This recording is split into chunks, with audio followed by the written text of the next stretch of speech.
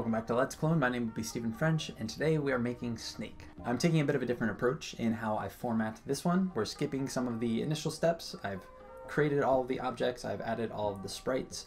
You can download this, project file in probably a Dropbox link in the description. I'm just going to see if this makes it a little bit easier for me to type it out with having that reference there for me, and also make everything make a little more sense for anybody trying to read the code and maybe jump ahead. With that being said, let's make Snake. We're going to start off with the room. You're going to see in the room we have Sprite, the background Snake. I've just put that in a room that is of size 640 by 640.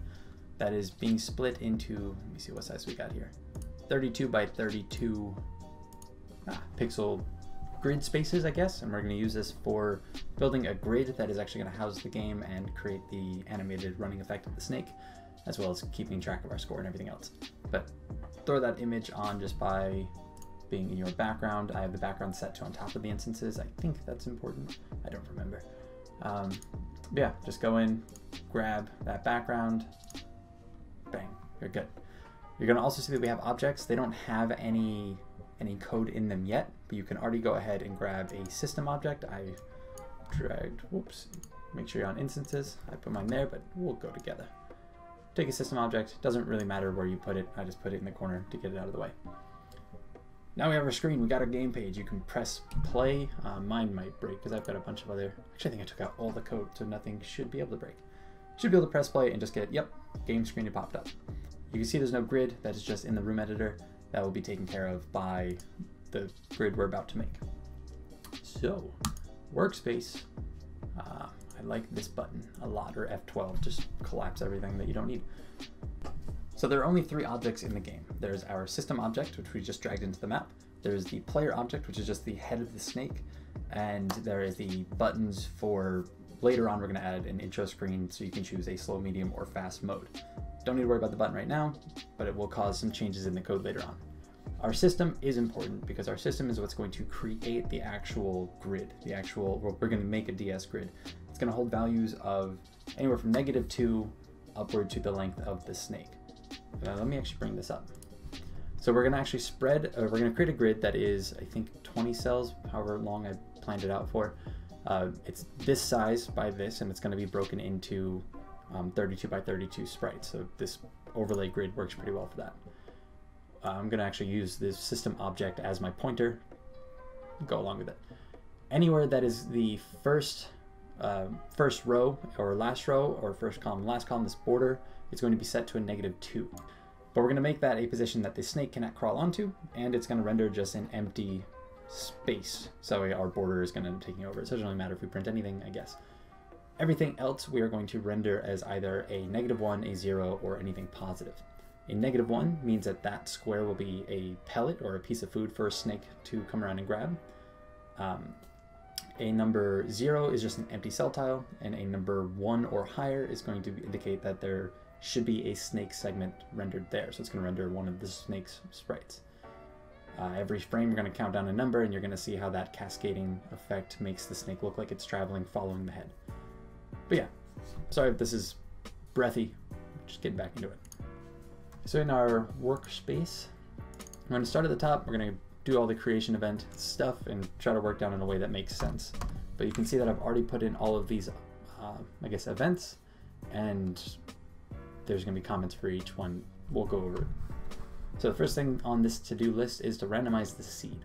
That means if I'm calling a random number, which I will for when I place the bits of food, if you don't reseed or set a seed, or I guess randomize the seed for GameMaker, then every time you launch it, it's going to run the same random algorithm, and all the food places will be in the same place.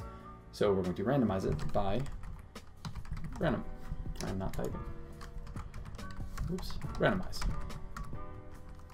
God, this is going to be a long day. Randomize. All it does. It's going to run once. It's going to change the seed of the game to a random number, and yeah, every game will be unique. Now the other 2 things we need are a way to keep the record of the top score and the game speed. I'm going to call them top score, set equal to 0 for now, and, well, guess I wasn't too original, game speed equal to 10. We're going to use game speed at, oops, didn't mean to kick the table. We're going to use game speed in an alarm event, and every, right now 10 is going to be our normal speed. Every time the event goes, then we're going to trigger the movement of the snake as well as the updating of the grid. So if we change this one number, we're going to change the rate of the game. But now we are all done with our create event. Let's go into our step event. I lied. We're actually going to go into our room start event. So what the room start event is for right now we could actually put this code into the create event, but later on we're going to start the room on a different screen, and I'm going to actually do something with the system event that makes that not work out. Don't worry about it. Putting this here in the room start so we can tell that when we're in the main room, we're going to run this code, we're going to build the grid, and we are going to actually spawn the player as the first step says. And so we don't have to worry about these changes later. We're going to just make sure we're in the room that's desired.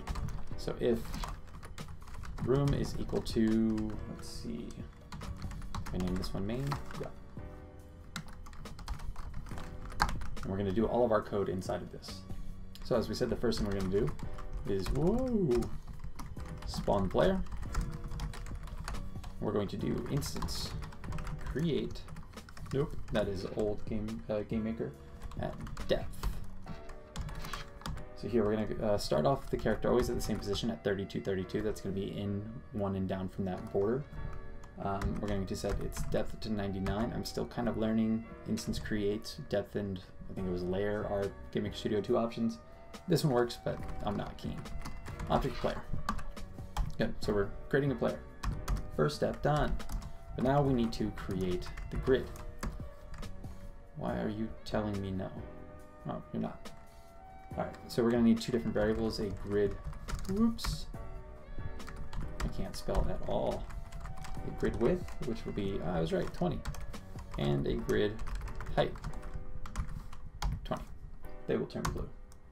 Now we're going to do a DS, no, actually I've got to name it. Grid, I'm looking at my other laptop with the code already here, so I don't have to think of it all from scratch again, is equal to DS grid create. This is how we create a grid. And it's going to be at grid, holy shit, grid width and grid height. So we're creating a grid that is 20 tall, 20 long, or 20 wide, 20 high. It's a 20 by 20, a little matrix. Now we're going to need to keep a couple variables in here that we're going to need to use later, or rather we need to create a couple variables here that we need to use later. So we're going to do cell size as one of them. And cell size is just going to be the size of the player's sprite. The size of this image is the same as well, but just in case, like this one doesn't have to be, the player sprite does have to be. So we're going to play it safer in case you guys don't have this as a 32 by 32. Yeah, so object, oops, player dot sprite width. It's green, means it's good. Now we need to know the number of cells. We're going to use this to, well, do a couple things. But number of cells is equal to, yeah, all right. So grid width minus 2 times grid height minus 2. All that means is we're taking 18 times 18 since our grid is 20 by 20, but the first and last row and column are going to be border pieces, so they don't actually count as cells that we would need. So that is, we've got our width, our height, our grid, this guy. The unit size, which is one space, is going to be the width of the player, and grid count is just how many cells we have. I just want to use number of cells for that.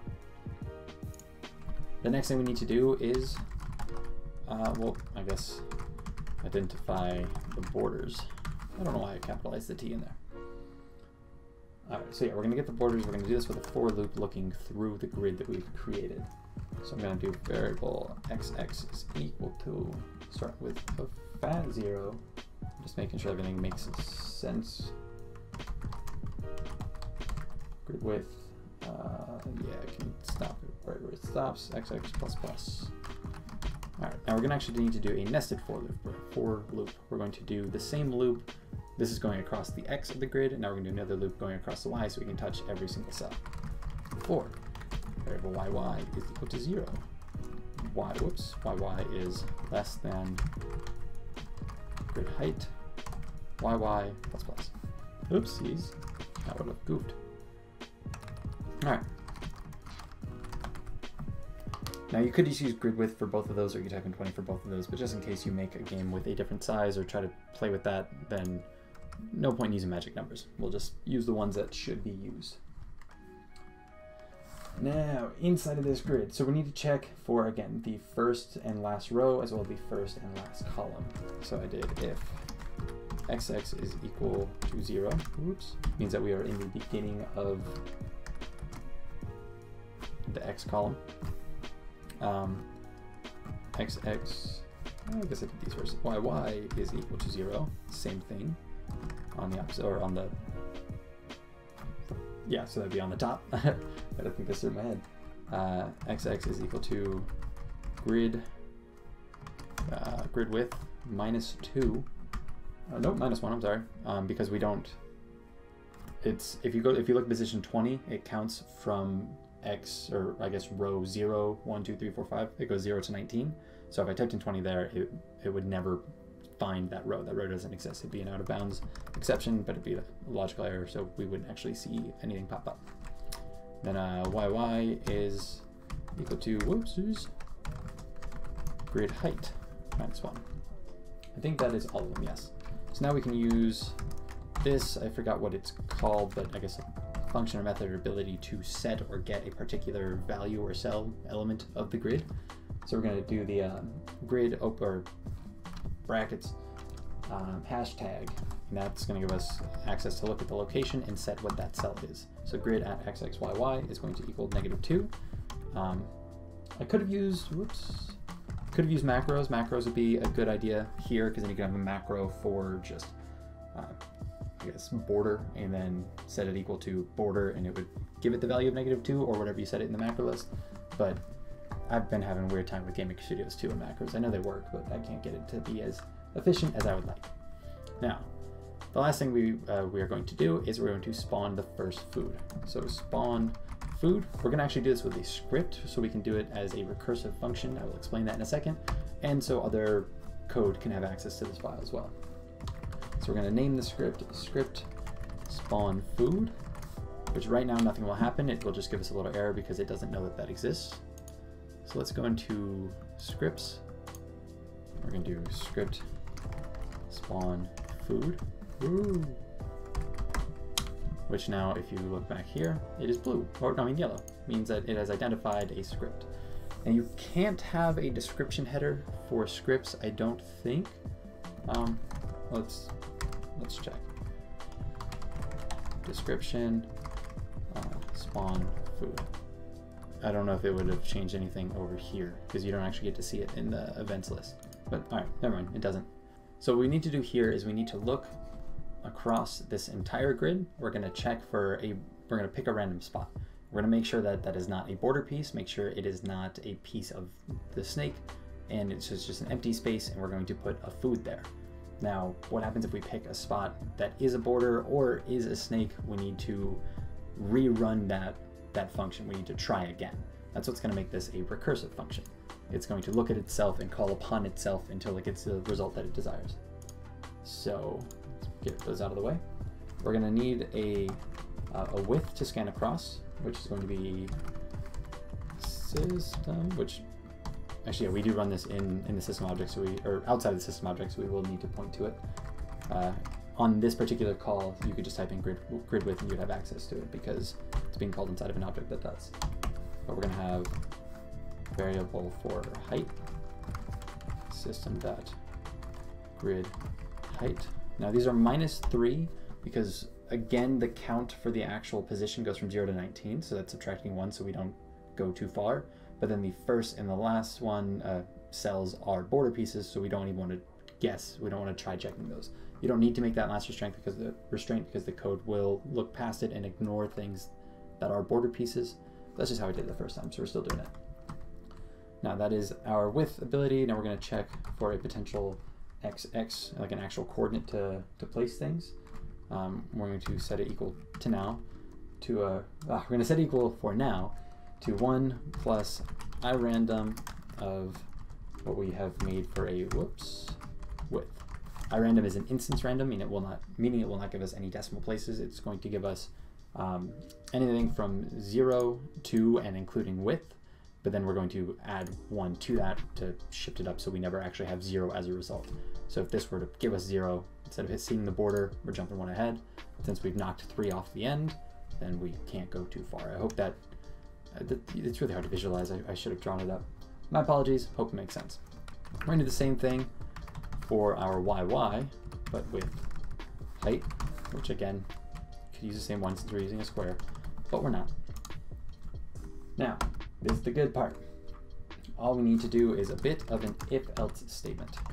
So if system dot grid, I guess we could have made the grid global and then you could have just pointed to it from anywhere, but at xx, y, the random coordinates that we just found, if it is not equal to 0, meaning that if it's anything positive, we're going to ignore it. If it's anything negative, well, I guess positive, 0. Anything 1 or higher, we're going to ignore it. If it's -1 or lower, we're going to ignore it. Which is why this just saves checks. We're just now not checking an empty, I guess, a cell that we know we didn't need to. So I guess it makes us run a little faster. You could think of it that way. And then we're going to call our self. This is what makes it recursive. So we're going to do script spawn food. That means if it is not 0, not the tile that we are looking for, we're just going to run this code again before this code moves on any further. Now else, in case we do hit a 0 that we want, we're just going to say system.grid at xxyy. We're going to set that equal to -1, which is a food. It's a little pellet. You can never have 2 food pellets because this will only be called again after the food has been eaten.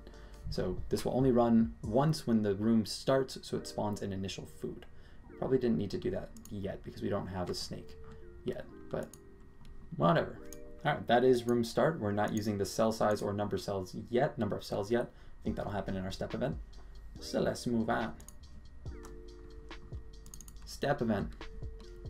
Here, what are we doing? We are going to check to see if the snake fills the entire screen. This is looking for our victory state. It's going to notify the player and then restart the game. That is where you can have all the creativity you want. You can make a splash screen. You could do other things. This one's going to be pretty simple. It's not going to be very exciting.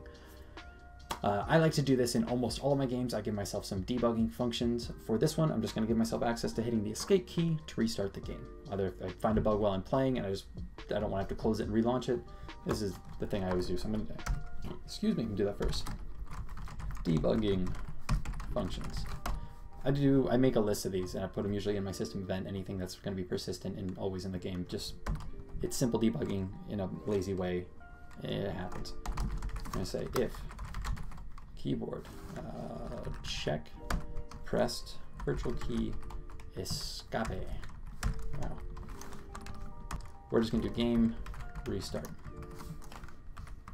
Bam. If you hit escape, restart the game. Cuts it. Get that out of there, and then what we need to do now, this is, yep, so victory check, I guess.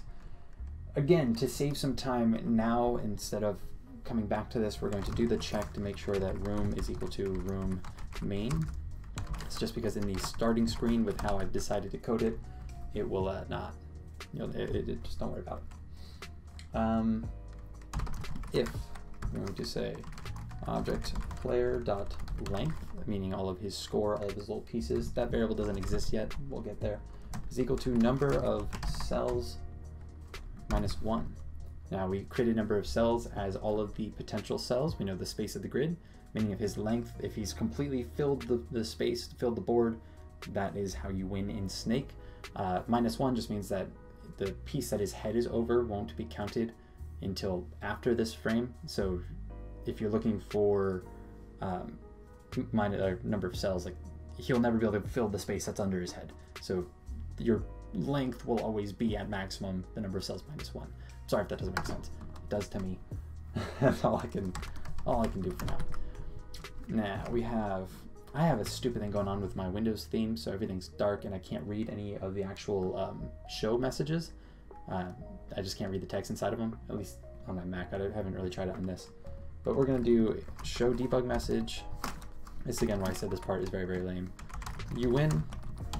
We're going to do show message in case yours actually displays things. You win, meaning you're going to see it print down in the console. Whoops.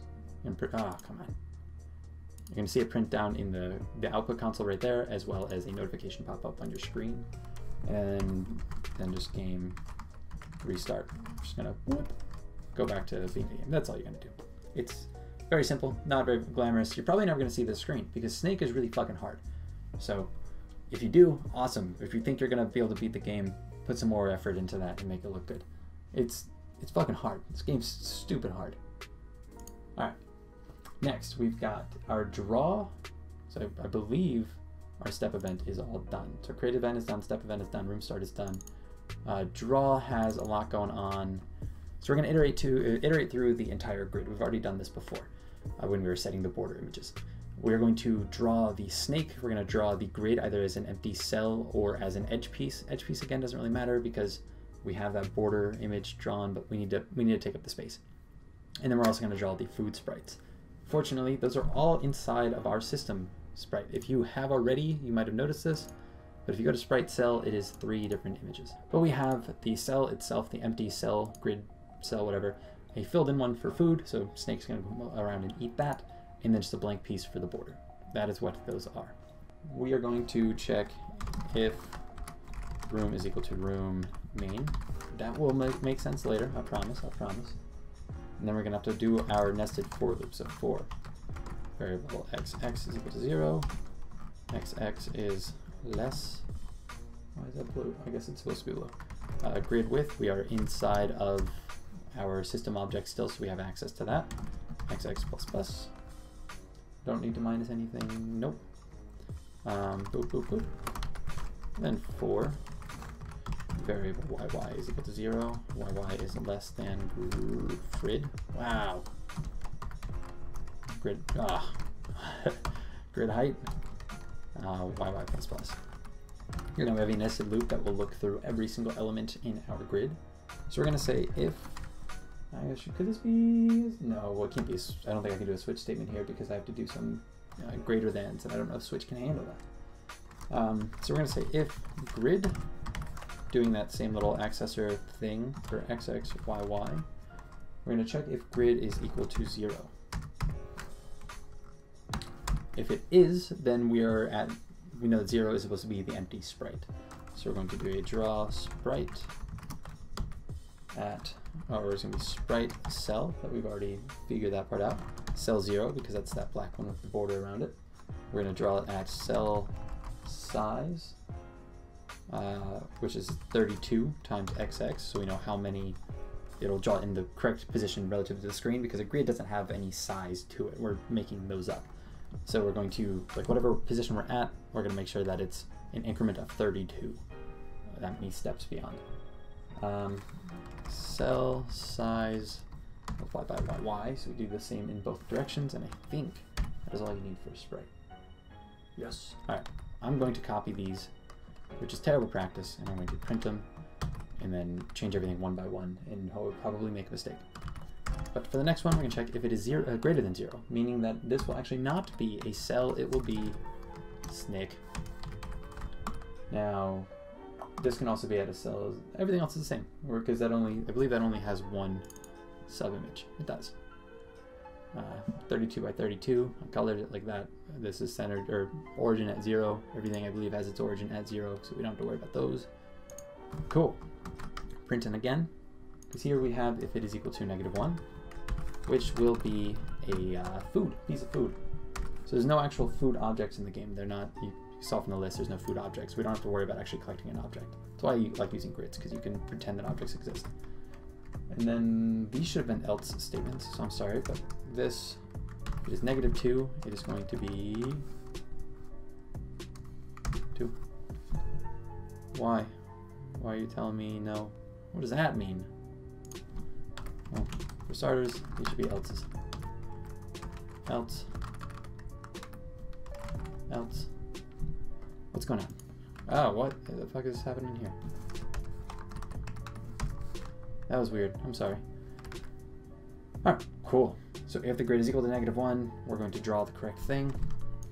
Oh, that's comments just so we have them. So we have a empty cell. We have snake. We have food. And we have border. Cool, that is all of the drawing that we need to do in the draw event. Yeah, the rest goes into our draw GUI. So, whoop, draw GUI. All right, this is gonna be pretty simple. We're just going to set, nope, draw set color. No, you dick. Draw set color. C lime. I'm gonna make it lime. It's gonna be lime. Deal with it. Draw set. I think I have to do horizontal. No. Vertical line. Center. Now I need to do if instance exists. This I wasn't going to include right away, but for the same reason that we're checking if we are on the main screen, this is doing the same check because the player won't exist unless we're on the main screen. It's the same thing.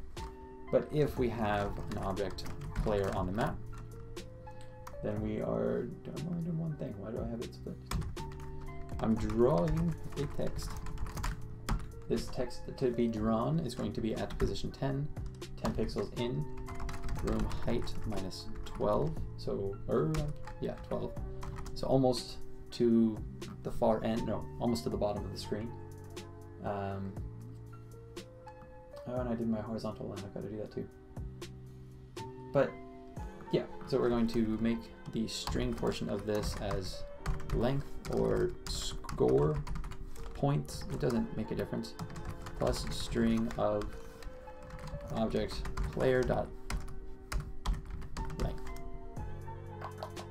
Yeah. That is what we're going to do. We're drawing that only if we need to. We are also going to do a draw set horizontal alignment at FA left. Yes. Cool. Now there's only one more thing to draw on the screen. Sorry, this is taking a little bit longer than I wanted to. We're going to draw set our horizontal line so we can put this on the other side of the bottom of the screen to FA right. We're going to draw text at room width -10, so starting at the same position but on the far side of the screen. Room height -12. And oh, that would have been a bug.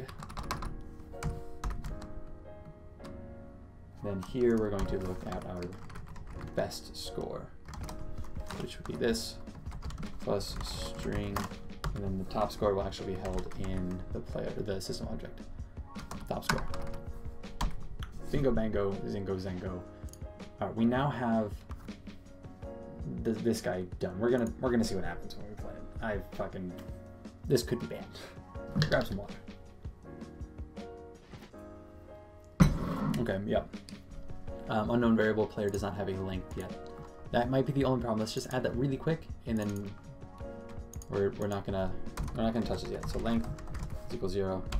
I didn't mean to steal that from you. Length equals 0.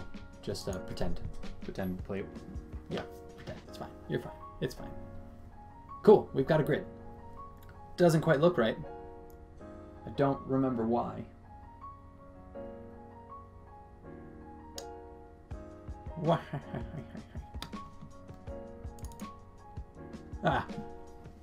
That was an oops. I didn't mean to click that. I must have clicked over there when say 0 0. Keep that at 0 0. Stop this. Play this. We're still good. We're still good. Now you should see, I'm guessing, one piece of food. Oh, we got a snake. So we don't have one piece of food yet. I don't know why. Maybe we're not supposed to yet, but we got it. We have our best score on the bottom left. We've got a score on, best score on the bottom right, score on the bottom left. We've got a checkerboard. We've got a snake. Nothing else happens. Very quick. I found the problem. this line, I had forgotten the equal signs. And here, forgot the equal signs. So just add equals equals to there and there. I don't know, I missed that. Yeah, good, it works. You got dots on the screen. I think that's actually a pretty decent place to stop. This part is already taking longer than I want, but a huge part of the code is done. We've got the system object, we've got him building the grid that we need, we've started the player in the correct spot. So yeah, this should not take any more than one more part. I take that back. I think the next part will get Snake working, and we might add the ability to choose speed options, and then in the third one, if we don't do the speed options yet, we'll do that, as well as some extra polish, I guess, things that I haven't put in the game yet. I'll work on them while we're working on it. But yeah, Snake, episode 1. Let's see if, let's just pretend that this is gonna work well. Let's go. Thank you for watching. My name is and will be Stephen French.